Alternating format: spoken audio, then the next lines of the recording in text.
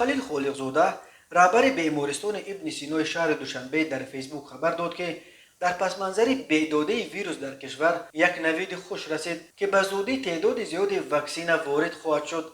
غیر از واکسن استرازینیکا قرار است 4 میلیون ویای واکسن مدرنا نیز در هفته آینده به کشور وارد شود. عبدالخلیل خالقزاده درباره منبع این 4 میلیون واکسن معلومات از این بیشتر نداده است، ولی بنا به اطلاع او همچنین تعداد چشمنس واکسن سینوواک چین و سپوتنیک روسیه در راهند. عبدالخلیل خالقزاده قطعا از ضرورت واکسن ضد کرونا ویروس گرفتن مردم پشتیبانی میکند و پیوسته از همه دعوت میکند که برابر دست دادن امکانیت حتما واکسن بگیرند.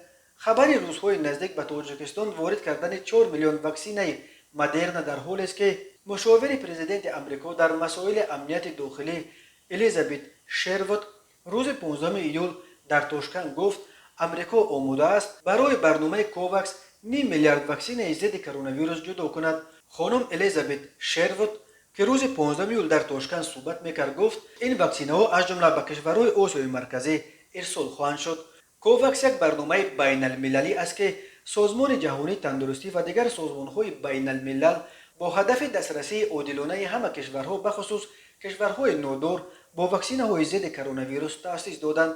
طبق این برنامه کشورهای از نگاه اقتصادی پیشرفته برای کشورهای فقیر که نمیتوانند اهالی خود را با واکسن تامین کنند واکسن میخرد. تاجیکستان نیز عضو کوواکس بوده.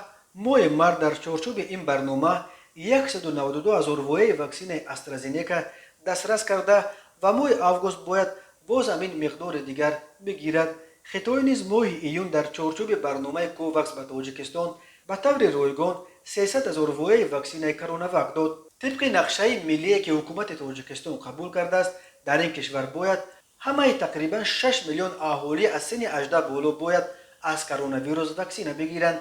ستاد جمهوری مبارزه با کرونا ویروس روز 3 ایول گرفتن واکسن را برای تمام اهالی کلانسال کشور حتمی اعلام کرد.